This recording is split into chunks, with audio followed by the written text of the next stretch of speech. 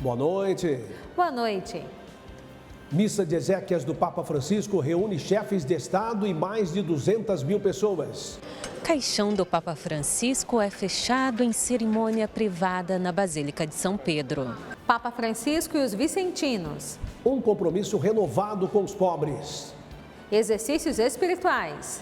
Um hábito que marcou a vida de fé do Papa Francisco. Fraternidade, diálogo e esperança. Alunos de escolas católicas fazem homenagem para o Papa Francisco. Alegria e fé marcam a chegada do novo bispo em Itapetininga, interior de São Paulo. Testemunhos de fé. Na série Divina Misericórdia, o relato emocionante de paciente e médico sobre o milagre da cura. E o início do acampamento Festa da Divina Misericórdia. No ar, o Canção Nova Notícias. A informação que ilumina, inspira e transforma.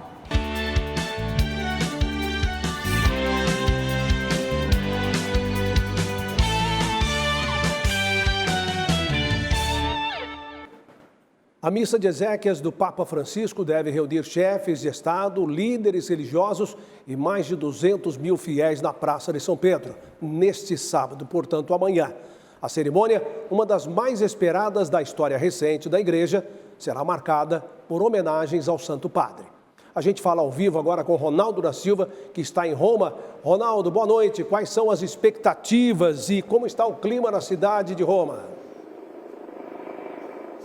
Reinaldo, muito boa noite para você. Olha, a expectativa é de uma celebração gigantesca que deve durar em torno de 1h45. Será presidida pelo cardeal decano do Colégio Cardinalício Giovanni Battista Re, um italiano de 91 anos, com homenagens de representantes do mundo inteiro que estarão aqui na Itália, homenagens do povo, uma imensa multidão que já viria para este final de semana celebrar a canonização de Carlo Acutis e também homenagens dos frágeis, dos simples, aqueles que Francisco tanto amava. Mas vamos ver como foi este último dia aqui de despedidas. Desde a última quarta-feira até às 7 da noite de hoje na Itália, cerca de 250 mil pessoas passaram na Basílica de São Pedro no último adeus ao Papa Francisco. São as ovelhas que vieram se despedir do seu pastor. Eu me emocionei até com um choro, porque realmente é o Papa que marcou, né, uma parte da minha vida, que é o episcopado, me nomeando bispo para o Chipre, e também no acompanhamento fraterno, paterno e espiritual. Nos despedimos de um pastor, de um pai, de um grande homem que falou tanto à humanidade. Mas vê tantos traços diferentes de pessoas que passam e manifestam seu amor, manifestam seu carinho da maneira que podem, né? O presidente da Canção Nova também rezou diante do caixão do Papa Francisco. É um momento assim de muita emoção. A gente percebe também a comoção dos fiéis, né? Até o último momento, uma fila enorme de pessoas vindas do mundo inteiro para rezar junto ao corpo do Papa Francisco, demonstrar esse carinho também de filhos. No final da tarde de hoje, em Roma, o Vaticano divulgou a lista provisória das delegações participantes do funeral do Papa Francisco. Representantes de 160 países estão confirmados, entre eles do Brasil. A sala de imprensa da Santa Sé informou que, na missa de corpo presente, as autoridades estarão dispostas conforme o protocolo, ou seja, na primeira fila, os presidentes da Argentina, terra natal do Papa, e da Itália. Depois haverá a realeza e os outros presidentes em ordem alfabética francesa. Às 7 da noite de hoje, no Vaticano, a Basílica foi fechada para a cerimônia para que o caixão do Papa Francisco fosse selado, um ato privado conduzido pelo carmelengo cardeal Kevin Farrell. 149 cardeais participaram da 4ª Congregação Geral. Entre as decisões, ficou acertado que no domingo os cardeais irão juntos à Basílica de Santa Maria Maior. Lá passarão pela Porta Santa, visitarão o túmulo de Francisco e depois a capela onde está a imagem da Salus Populi Romani. De acordo com a Santa Sé, no final da congregação, Dom Diego Ravelli, mestre das celebrações litúrgicas pontifícias, ilustrou a gênese do rito fúnebre. De acordo com as escolhas do Papa, Ravelli confirmou o desejo de Francisco de que este seja o funeral de um pastor e não de um soberano.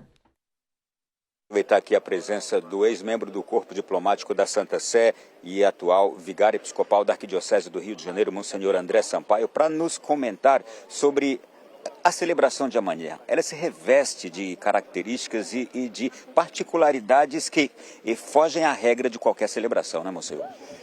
Grande celebração, a parte já de funeral do Santo Padre, onde nós temos 3 aspectos que eu chamaria atenção, né? Num olhar leigo, digamos assim. Primeiro, você tem a presença dos grandes chefes de Estado, que deverão estar à direita, né? Olhando para a Basílica, à nossa direita.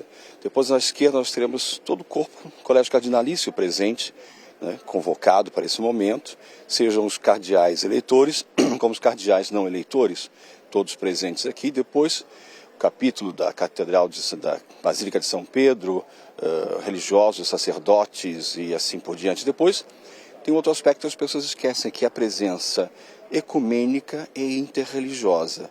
Então, vamos aguardar aqui patriarcas, arcebispos maiores das igrejas orientais, ortodoxas, depois também a presença do rabinato e assim dos sheiks, presença muçulmana, islâmica, várias religiões estarão presentes também neste momento, amanhã nessa cerimônia. A gente também teve a notícia, a confirmação de que familiares do Santo Padre, que já estavam agora há pouco na lacração do caixão, poucas horas atrás, estarão aqui presentes, mas faltará a irmã do Santo Padre, né? Sim, lamentavelmente, Maria Helena Bergoglio já tem a sua idade também, necessita de cuidados especiais. Ela não vê o Papa desde a nomeação dele como pontífice, né, como Papa. Então, imagino que ela vai acompanhar de lá da Argentina com o coração apertado esse momento, já que não vê o irmão há tantos anos. Bom, e quando terminar a celebração aqui, ainda uma outra particularidade, ainda não terminará todo o percurso, todo o translado. Há muito tempo Roma não via um Papa ser sepultado fora de São Pedro, né? É uma expectativa muito grande, até porque você tem, como diria, com a presença do chefe de Estado, um protocolo de segurança muito grande. A gente escuta, de vez em quando, os helicópteros guardando o espaço aéreo, depois tem todo o controle de drones, antidrones, é toda uma preocupação. Então, Roma está blindada para esse momento. Ora, amanhã com a cerimônia nós temos todo o rito. No final do rito nós temos então a parte do Vigário-Geral de Roma, depois temos a parte exatamente das igrejas orientais, das 23 igrejas orientais em comunhão com a Santa Sé, e ao final então o corpo será trasladado para Santa Maria Maior, a desejo do próprio Papa. Há mais de 100 anos que isso não acontece.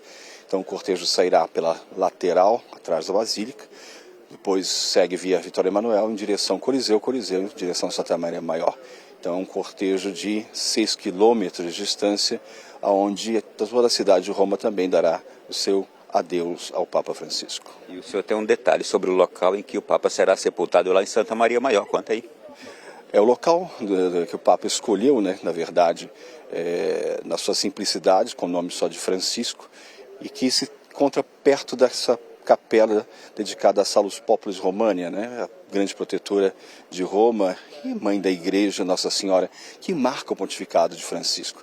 Francisco tem, né, na sua característica esse amor, essa devoção a Nossa Senhora. Então estará lá junto com outros papas que também estão e também, olhando a praça, não vamos esquecer de Bernini. Bernini também está bem simples, num degrau da Basílica. De Santa Maria Maior. Exato. Muito obrigado, prazer ouvi-lo. Prazer todo meu, Ronaldo. E estamos aqui quase meia-noite ainda, passando informações para vocês. Olha, eu quero encerrar, quero chamar aqui uma artista búlgara, só para estar do meu lado. Ela veio trazer aqui esse manifesto. Ela se chama Iona, é uma famosa artista búlgara, e ela trouxe esse cartaz que está escrito Esperança e Paz. Ela fez uma exposição aqui em Roma recentemente falando sobre fome, uma exposição fotográfica, e ela disse: eu quero trazer esse manifesto aqui para ser a voz do Papa, uma vez que a voz dele já se calou. E aí, portanto, ela pediu esse pequeno espaço aqui, a gente está mostrando a Iona, artista plástica búlgara. Reinaldo, volto com você. Muito obrigado, Ronaldo. Boa noite para você, para o Monsenhor André, para todos aí na cidade de Roma. A Diocese de Itapetininga, no interior de São Paulo, celebrou na noite desta quinta-feira a posse de seu novo bispo, Dom Luiz Antônio Lopes Ricci. Com grande participação dos fiéis e do clero local e regional, a Catedral Nossa Senhora dos Prazeres foi tomada de emoção para acolher o novo pastor.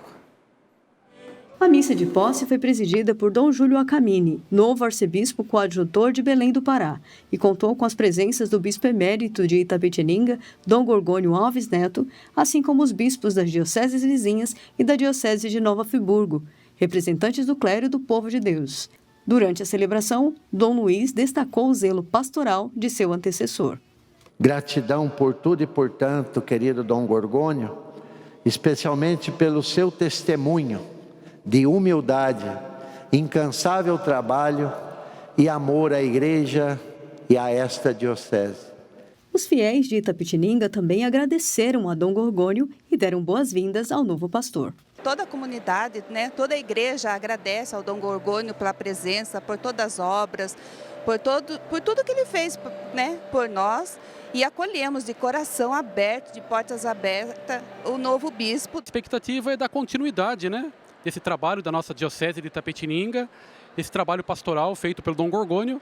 E nessa expectativa nós estamos aqui muito felizes, Ele certamente ele é um pastor segundo o coração de Deus, Ele é fruto das nossas orações. Dom Luiz Antônio falou sobre o fato de assumir uma nova diocese neste período de sé vacante. É com grande dor, vivenciando o luto com toda a igreja, mas como a minha posse já estava agendada, a Anunciatura pediu para que a gente mantivesse, mesmo com a morte do querido Santo Padre, o Papa Francisco. Então eu vou conhecer ainda a diocese com muita serenidade, discernimento e dar continuidade a tudo aquilo que já foi semeado aqui. Existe uma igreja viva, um povo vibrante, então eu venho aqui para servir e colaborar.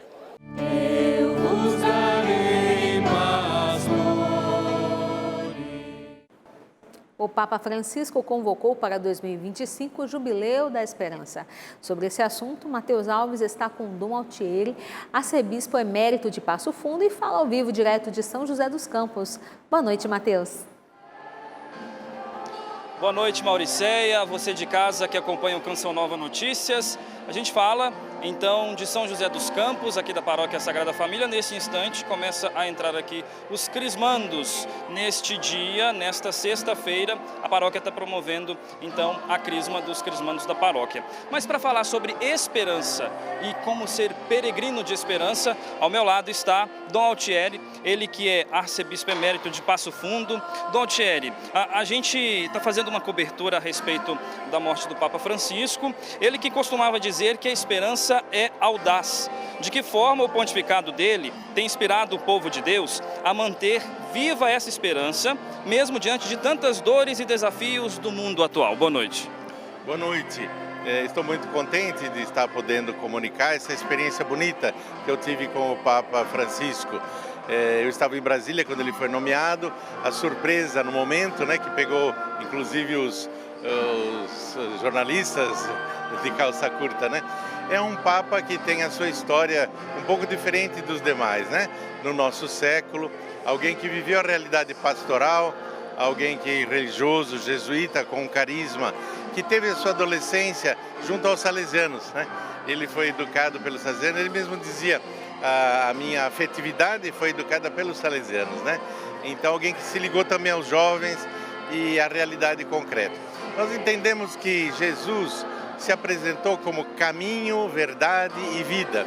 E ele é representante de Jesus na Terra, Pedro ficou com essa missão. Então, na verdade, eu vejo o Papa Francisco alguém que parte muito da realidade. Não tanto da realidade teórica, dos estudos, embora ele tenha capacidade, tenha feito toda essa fundamentação, mas ele parte da experiência de pastor, Um que foi provincial, depois foi bispo, arcebispo de uma cidade grande, Buenos Aires.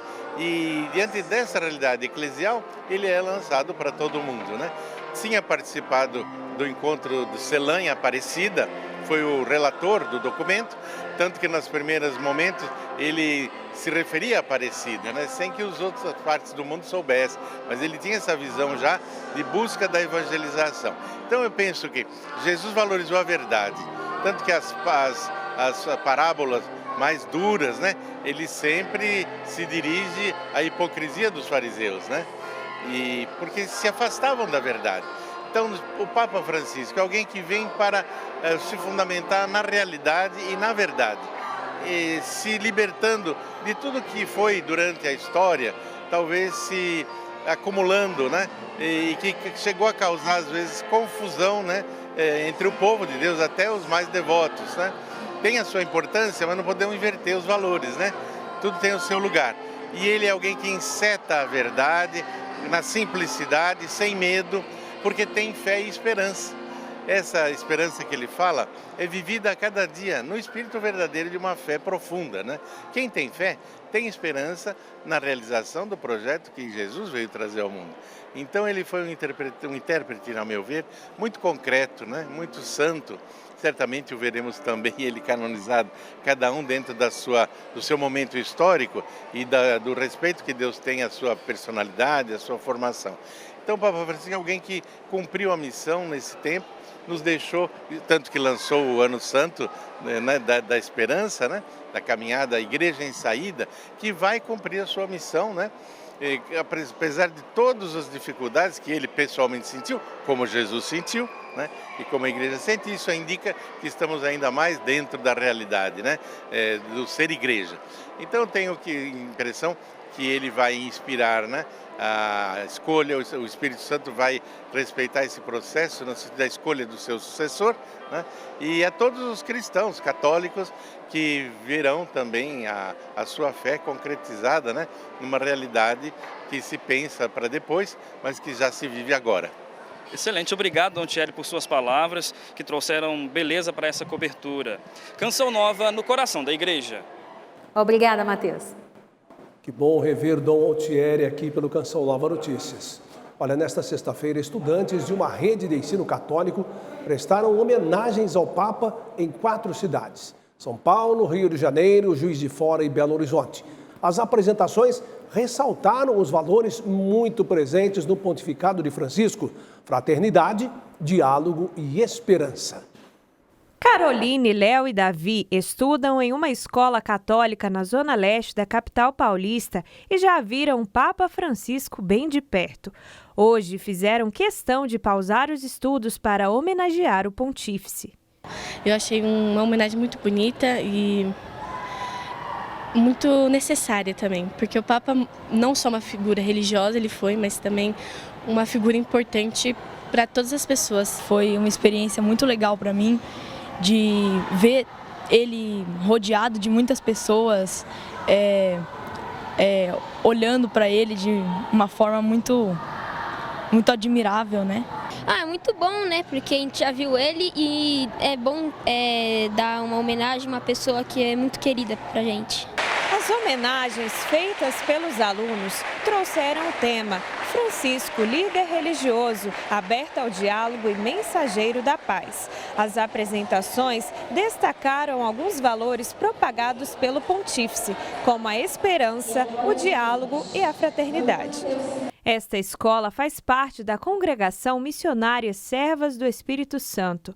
Representantes das unidades de São Paulo, Rio de Janeiro, Juiz de Fora e Belo Horizonte se reuniram hoje para prestigiar o Papa com mensagens e reflexões. A rede de educação pensou em fazer atos simbólicos na instituição para que os alunos refletissem sobre o Papa Francisco e, na verdade, parassem para olhar o tamanho que foi o legado dele para nós. Uma das alegrias do Papa Francisco era receber a visita de estrelas do esporte mundial. Em 12 anos de papado, os encontros marcaram profundamente a vida de alguns atletas. Papa Francisco era um apaixonado pelo esporte. Talvez por isso os atletas faziam questão de estar perto dele. Antes de morrer, Maradona foi ver o conterrâneo e demonstrou admiração. Ficou sério ao receber um santo terço e terminou a visita recebendo um abraço de pai. A seleção argentina também foi ver o Papa depois de conquistar a Copa do Mundo. Messi foi o escolhido para entregar um vaso com uma oliveira. O Santo Padre também ganhou uma camisa autografada pelo time. No encontro com a então presidente do Brasil, Dilma Rousseff, recebeu a camisa 10 do Rei Pelé e a bola da Copa. E como bom argentino, fez uma pergunta com ar de preocupação. Com esse presente, terei que rezar pelo Brasil ganhar a Copa? No encontro com o craque Ronaldinho Gaúcho, Francisco revelou sua admiração pelo estilo de jogo do brasileiro. E com a delegação de ex-jogadores da NBA, recebeu do ex-jogador Anthony Tolliver a bola de ouro do basquete. E por falar em basquete, como não lembrar desse encontro na JMJ 2013? Francisco rezou por Oscar Schmidt e deixou o brasileiro emocionado. Quando ele chegou perto de mim, eu ajoelhei, né? Vou falar com ele, falei, estou rezando pro senhor, ele agradeceu. E ele me abençoou. Cara, eu parei de me emocionar falando daquele episódio 3 dias depois. Mas o Papa ficou descontraído mesmo ao se encontrar com os jogadores do Harlem Globetrotters. Ganhou uma camisa personalizada do histórico time de basquete americano e não perdeu a chance de tentar fazer um malabarismo com a bola, arrancando gargalhadas do time. É bonito eu recordar esse momento, né, do Santo Padre. Olha, a festa da Penha no Espírito Santo é uma das maiores expressões de fé e devoção do povo capixaba, reunindo milhares de fiéis em uma celebração que atravessa séculos de tradição. Liana Nunes está no Espírito Santo para trazer todos os detalhes desta importante manifestação de fé mariana. Ô Liana, boa noite para você.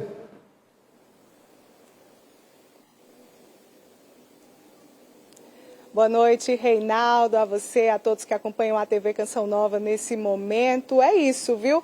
455 anos de festa da Penha, o povo capixaba reafirmando sempre a sua fé, a sua devoção à Virgem da Penha.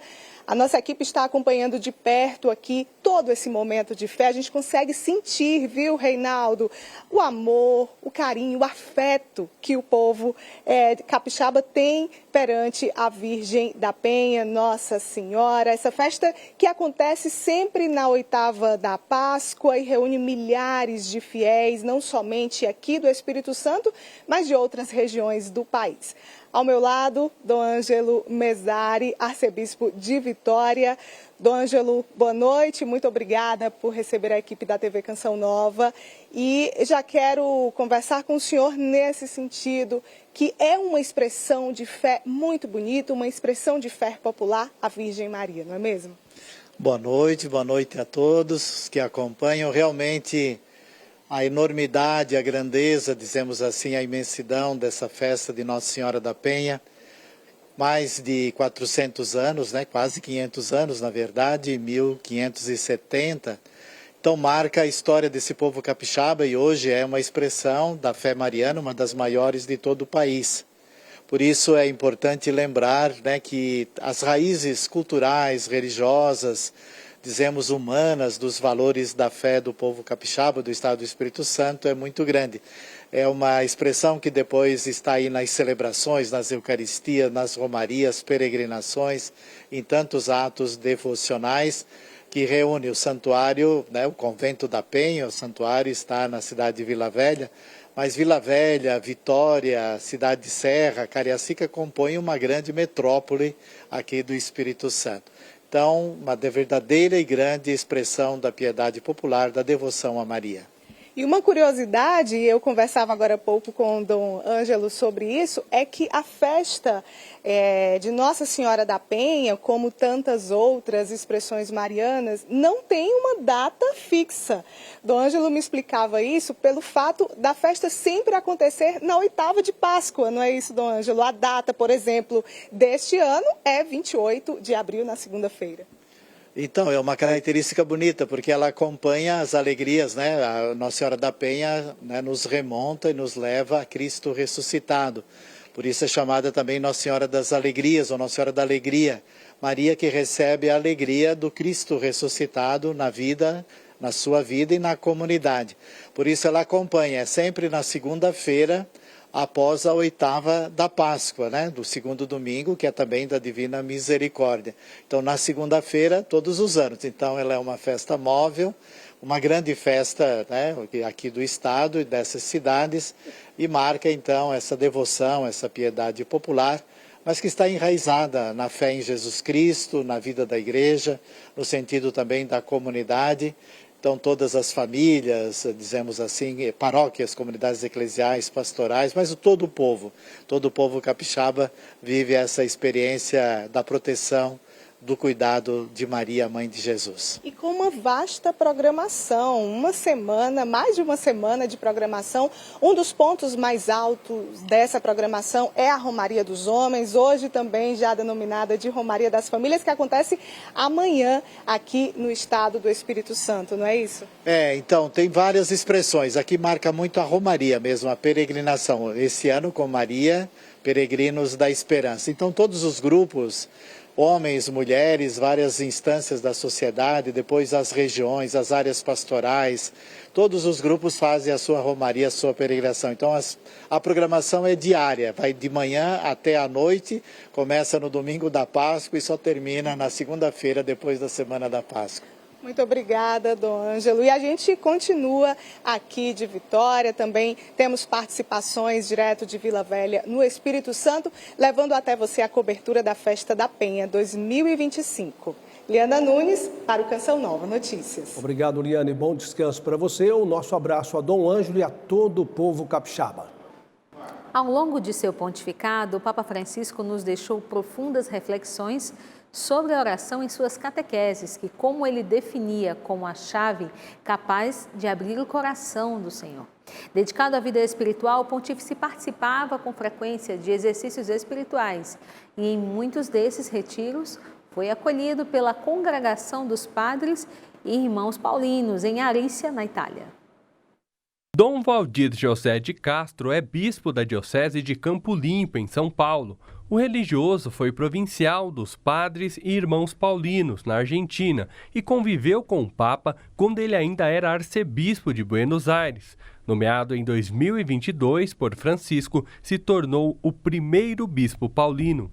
Então, de fato, em 110 anos de história, foi o primeiro bispo, nomeado, E isso não é mérito e não é uma alegria minha, mas é da congregação. De fato, foi com muita surpresa e também com muita alegria, porque nós, os paulinos, porque nós não temos muitas paróquias, o nosso carisma é também, como da Canção Nova, da comunicação. Então, o nosso fundador dizia que esse trabalho da comunicação é a nossa paróquia, é o nosso púlpito. Durante seu pontificado, Francisco reforçou a importância da oração. Ele mesmo fazia vários retiros espirituais, alguns desses realizados na Casa dos Padres e Irmãos Paulinos, na Itália, chamada Divino Mestre. Como superior-geral da congregação na época, Dom Valdir José de Castro teve a oportunidade de acolher Francisco diversas vezes. Mesmo sendo um tempo curto, cada encontro, mas os encontros assim que pude ter com ele foram muito marcantes. A pessoa dele marcava, como a gente está ouvindo tantos depoimentos, da atenção que ele dava, mesmo sendo Papa, a gente fala, o Papa, mas ele deixava a gente à vontade, É como mesmo um amigo que está chegando, que está conversando, Darley era religioso paulino na época e participava desses retiros. Ele também teve a oportunidade de encontrar o pontífice em algumas audiências privadas. Cada encontro é único, mas teve um bastante marcante, foi em 2019, porque eu tive a oportunidade de estar com a minha mãe. E nessa ocasião eu disse que o pai tinha falecido e que a mãe gostaria de uma bênção. Então ele parou por um tempo, rezou com ela, deu a bênção. Então foi algo assim muito, muito marcante, muito significativo. Durante esses exercícios espirituais, a forma com que o Papa se dedicava inspirou Darley a escrever um livro que reúne orações de Francisco. A gente via a sua concentração, como ele era compenetrado na oração, como de fato dedicava aquele tempo para meditar, para estar próximo de Deus. A proximidade do Santo Padre com os paulinos inspira a missão dos religiosos. Deu para perceber o modo de ser do Papa Francisco, que não é simplesmente uma coisa das mídias ou da televisão, era real. Para mim, o legado do Papa Francisco é isso de a igreja ir ao encontro das pessoas, mas não ir ao encontro das pessoas de modo vazio, fundamentado em Jesus Cristo. Isso o Papa Francisco tinha muita clareza. Padre, né, o bispo, o Papa, né? Nós somos chamados para trabalhar com o povo, estar ali a serviço do povo. E ele mostrou isso até o último dia. Amanhã, a congregação fundada por São João Bosco, em São Paulo, realiza o Dia da Espiritualidade Salesiana. O Dia da Espiritualidade Salesiana vai acontecer no Liceu Sagrado Coração de Jesus, região central da capital paulista. A programação tem início às 8 horas da manhã e vai até às 5 da tarde. O tema central é Apaixonados por Jesus Cristo, dedicados aos jovens. Na programação, às 4 horas da tarde, será a Santa Missa seguida pela bênção de Nossa Senhora Auxiliadora às 5 horas. Sobre este assunto, nós conversamos com o inspetor salesiano de São Paulo, Padre Alexandre Oliveira, que tem os detalhes. Vamos ouvir. Há mais de 10 anos que acontece esse dia de espiritualidade para a família salesiana. A cada ano, esse dia também recorda a estreia do Reitor Mor para aquele ano, e o tema geralmente é este: a estreia que anuncia a mensagem do Reitor Mor para toda a família salesiana. Portanto, uma renovada posição diante do carisma salesiano e depois também o fomento desse carisma salesiano nos vários grupos onde nós atuamos como família salesiana. Para se inscrever no evento, basta acessar o site famíliasalesiana.org e o valor da inscrição é de R$ 50. Canção Nova no coração da igreja. O Papa Francisco sempre reconheceu a importância da Sociedade de São Vicente de Paulo na luta contra a pobreza e a desigualdade. Esse vínculo se fortaleceu ao longo de seu pontificado, com encontros e incentivos à missão vicentina pelo mundo.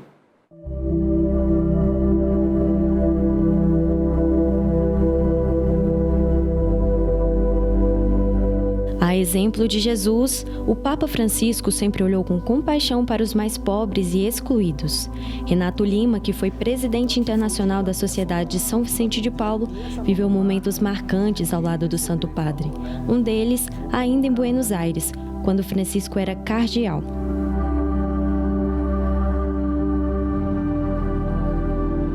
O táxi me deixa em frente à Cúria, lá em Buenos Aires. Quem está em pé numa escadaria esperando por mim? Ele, exatamente ele, em pé, não mandou a secretária, não mandou um assessor. Ele estava lá e falou assim: senhor Renato, o senhor veio para a audiência comigo, mas eu estou indo a Santo Domingo para uma reunião urgente, então eu não vou poder receber o senhor. Mas eu chamei o bispo auxiliar, que é muito melhor do que eu. O Santo Padre era muito próximo dos vicentinos, uma sociedade que trabalha em prol dos marginalizados. Em 2016, o Papa Francisco instituiu o Dia Mundial dos Pobres, o que demonstra a sua profunda preocupação com os mais necessitados.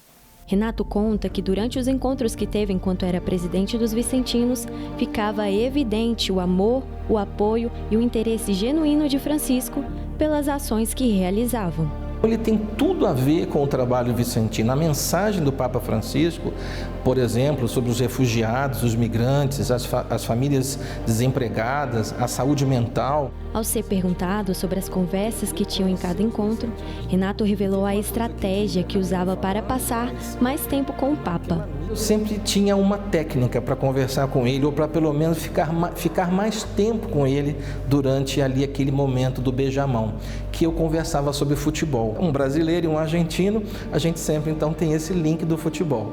Eu usava muito essa estratégia e foi por isso que eu conseguia falar muito mais tempo do que as outras pessoas que estavam ao meu lado. A mão estendida ao próximo, a humildade, a alegria. O Papa deixa um legado inesquecível.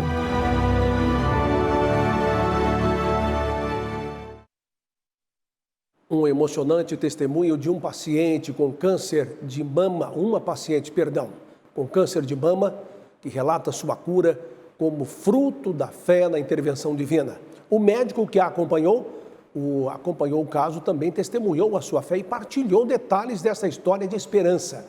É o que você vê na última reportagem da série Divina Misericórdia. Terço da Misericórdia, fonte segura de bênçãos, com portas do céu abertas aos que confiam nas graças de Deus. Sempre que nós vamos receber a paciente antes da cirurgia, é normal elas estarem ansiosas, nervosas, mas esse dia foi diferente. Ela estava nervosa, mas ao mesmo tempo a gente observava confiança nela. Ela, segurando na mão do marido, da filha, estavam rezando. E sobre ela tinha o lenço da Divina Misericórdia, uma imagem de Santa Teresinha e um terço. Antes de entrar para a sala cirúrgica, a equipe de enfermagem falou assim, vamos retirar essas imagens que não pode entrar para a sala cirúrgica. Mas eu falei, não, nós vamos entrar, ela não vai poder ficar com ela durante a cirurgia, mas vai ficar na sala. Durante o procedimento cirúrgico, que era uma mastectomia com esvaziamento das ínguas da axila, chegou um momento que a cirurgia não progredia. A cirurgia começou a ficar inviável de ressecar toda a lesão de todo o tumor. Foi nesse momento que eu até discuti com outros da equipe de pararmos aquele procedimento e não retirar toda a lesão. Mas aí, naquele momento, eu me recordei da frase que ela estava entrando na cirurgia, no centro cirúrgico. Jesus, eu confio em vós. E internamente eu falei aquilo para mim. Após aquele momento, a cirurgia mudou. Nós conseguimos retirar toda a lesão, nós conseguimos retirar toda a doença e ela, no outro dia, foi para a casa de alta hospitalar. Milagre inexplicável para alguns, mas facilmente compreendido pela simplicidade da fé dos corações. A presença do Dr. Idan na Canção Nova é o exemplo concreto de que a ciência e fé devem caminhar lado a lado. Esse testemunho, sem dúvidas, faz com que a gente aumente a fé, que deposite no Pai a confiança que a gente precisa de seguir diante dos nossos problemas do dia a dia, porque enfrentá-los com fé suaviza todos eles. Na confiança no Deus de milagres, Jesus, eu confio em vós. Tende misericórdia de nós e do mundo inteiro. A Canção Nova recebe peregrinos de todo o Brasil para viverem a espiritualidade da Festa da Misericórdia. E quem traz mais informações é o repórter Alan Toledo, que está acompanhando a movimentação na Chácara de Santa Cruz. Boa noite, Alan. Uma boa noite, Mauricéia. A Canção Nova é a Casa da Misericórdia e vive esse período ao lado dos peregrinos que hoje participaram da Santa Missa, compartilharam experiências e também rezaram o Terço da Misericórdia às 3 horas da tarde. Ainda está só no início dessa festa, mas já deu para sentir o tamanho e a força dessa experiência. Confira na matéria. A virtude da misericórdia faz parte da jornada de Fátima. A minha experiência com a misericórdia foi quando minha filha teve depressão. Ela nasceu com a depressão, problema na pele, e um bispo falou pra gente, um bispo aqui do Brasil, que ela seria curada, seria curada só através de oração.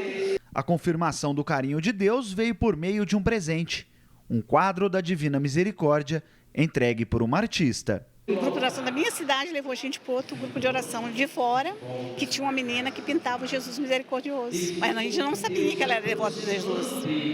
E a minha filha, Jesus foi mostrando e ela foi curando, graças a Deus, através da oração e de Jesus, que é Ele que cura. Com o testemunho vem a confirmação de que suas palavras evangelizam e ecoam como intenções junto a centenas de adoradores. Deus manda os seus sinais e capacita os escolhidos. Eu entendi que eu tinha que levar o jubileu da misericórdia para as pessoas, que as pessoas vivessem bem as graças do jubileu da misericórdia, porque eu senti Deus me chamando a ser uma apóstola da misericórdia, até que eu disse o meu sim para ajudar a missão da misericórdia. né? A Dani está sempre saindo em missão, ela tem filhos pequenos, a Gabi depois foi remanejada. Então eu sempre fiquei assim ajudando, 1, 2 dias na semana, sempre contribuindo. O meu lugar na misericórdia é ser essa estagiária. Mas quando Jesus nos chama para a misericórdia, Ele não nos tira das dificuldades da vida, das coisas difíceis da vida. Mas é exatamente a misericórdia entra na nossa vida nesse tempo em que a gente está vivendo as dificuldades. E como a esperança não decepciona, a misericórdia transcende o amor de Deus. Terços, lágrimas e lenços reforçam as necessidades do coração.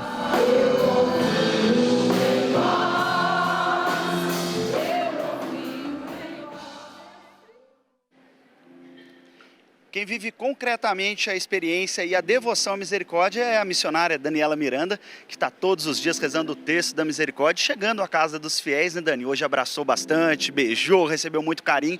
E a misericórdia é isso, né? É esse carinho realmente. Como que foi essa experiência? Uma boa noite. Muito boa noite para você, para todos que nos acompanham pelo Jornal Canção Nova. Que alegria. Realmente, hoje foi um dia de encontro, porque todas as tardes nós entramos ao vivo na casa das pessoas para rezar, para estar junto. Quando eles chegam aqui, realmente é uma festa, a gente quer abraçar, quer conhecer e quer encontrar. E é uma alegria muito grande. Estamos aí começando, podemos dizer, né? Vivemos o dia de ontem, essa sexta-feira foi especial, mas ainda tem mais programação. Agora, às 21 horas, nós temos uma noite oracional que nós vamos buscar a esperança. Sairemos com o coração cheio de esperança, nós teremos o Terço da Misericórdia cantado, vai ser maravilhoso. Nós teremos também nesse sábado uma experiência diferente. Nós vamos entrar na enfermaria de Nossa Senhora. Vai ser um sábado de cura, dedicado à véspera da festa a Nossa Senhora. Então, durante o dia, nós teremos a pregação do Padre Francisco Amaral, nós teremos a presença do nosso querido Padre Fábio de Mello. O Padre Fábio de Mello estará presente, pregando com a gente sábado de manhã. À tarde, nós teremos um belíssimo testemunho da nossa Faustina, Suelen Mouro, que fez o filme de Santa Faustina, vai contar o testemunho dela nesse sábado. E depois, à noite, teremos uma lindíssima noite oracional, venerando a imagem de Jesus misericordioso, vivendo esse momento especial já em preparação. E a madrugada é mais do que especial, porque às 3 horas da manhã, Adriana Pereira e o Padre Evandro estarão já com o primeiro terço do dia. Padre Evandro celebrando a primeira missa da Festa da Misericórdia às 3 horas da madrugada. E depois nós entraremos no dia. Teremos algo inédito. Uma experiência que nós faremos com um grande lenço da Divina Misericórdia. Nós sentiremos concretamente que estamos debaixo dos raios de sangue e água. Todos precisam vir experimentar, vai ser maravilhoso a partir de 11 horas no domingo. E depois, às 15 horas, nós completamos com a Santa Missa, encerrando o acampamento. Perfeito, Dani, muito obrigado, que Deus abençoe, um ótimo acampamento, uma ótima festa da misericórdia. Eu volto com vocês e na segunda-feira, em mais uma edição do Canção Nova Notícias, vocês vão acompanhar também tudo o que acontecer aqui durante a Festa da Misericórdia. Como é bom tocar na espiritualidade da Divina Misericórdia na vida dos peregrinos que chegam. Obrigada, Dani. Obrigada, Alan. Numa paróquia simples da periferia de Roma, o Papa Francisco se encontrou com os mais velhos e se encantou com os mais novos. Entre histórias de vida e a pureza das crianças, uma pergunta emocionou o mundo e a resposta do Papa tocou milhões. Em 2016, em uma das visitas mais emocionantes de seu pontificado, o Papa Francisco chegou na paróquia de São Paulo da Cruz, na periferia de Roma. Em meio à pobreza e dificuldades, ele encontrou algo comovente: a fé de uma criança. Emanuele, de 9 anos, não conseguiu conter as lágrimas e foi acolhido por um sacerdote. Ele queria fazer uma pergunta ao Santo Padre. Não, eu não consigo fazer isso. O Papa, com ternura e serenidade, chamou o menino para perto. Vieni da me, Emanuele. Venha comigo, Emanuele. Venha e diga-me no meu ouvido, no ouvido. Francisco o abraçou forte, como um pai, um avô, como alguém que acolhe, acariciou a cabeça da criança e ouviu a sua pergunta. magari tutti noi potessimo piangere com Emanuele. Pedi a permissão de Emanuele para compartilhar a pergunta dele e ele me disse sim. Meu pai morreu recentemente, ele era ateu, mas batizou seus 4 filhos. Ele era um homem bom. Meu pai está no céu? Que lindo para um filho dizer que seu pai era um homem bom. Francisco ressaltou que a misericórdia de Deus ultrapassa as limitações humanas e o amor de um pai. Mesmo que não compreenda toda a fé, tem um coração próximo de Deus. Dio abandona i suoi figli. Deus abandona seus filhos quando eles são bons? O público responde, não. E o Papa continua, aqui está a sua resposta, Emanuele. Deus certamente está orgulhoso de seu pai, porque é mais fácil um crente batizar seus filhos do que um não crente batizar. Sendo não credente batizar. A pergunta simples revela a pureza de fé das crianças. Pensam diretamente no céu e no abraço eterno de Deus para aqueles que amam. Elas não questionam, elas confiam. E a resposta do Papa fluiu como uma lição de fé e um convite à misericórdia divina.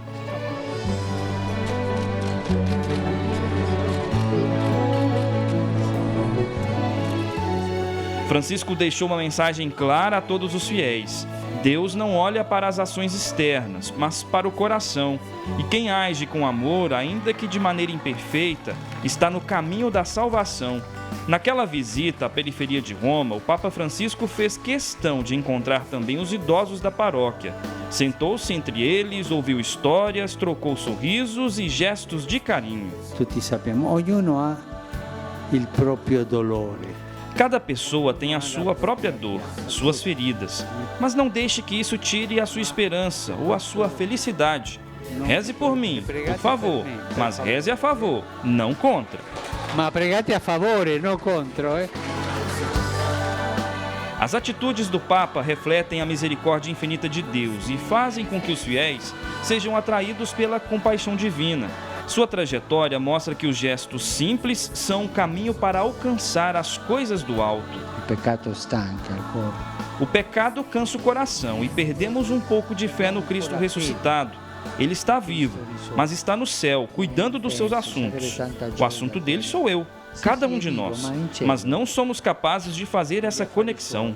Questo collegamento non siamo capaci di fare.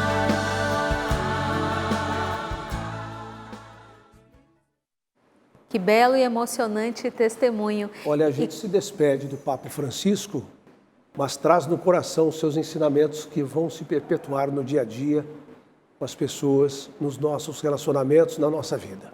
Com as nossas homenagens, encerramos esta edição do Canção Nova Notícias. Assista em instantes, a partir de 9h10, a noite oracional pelo acampamento Festa da Misericórdia.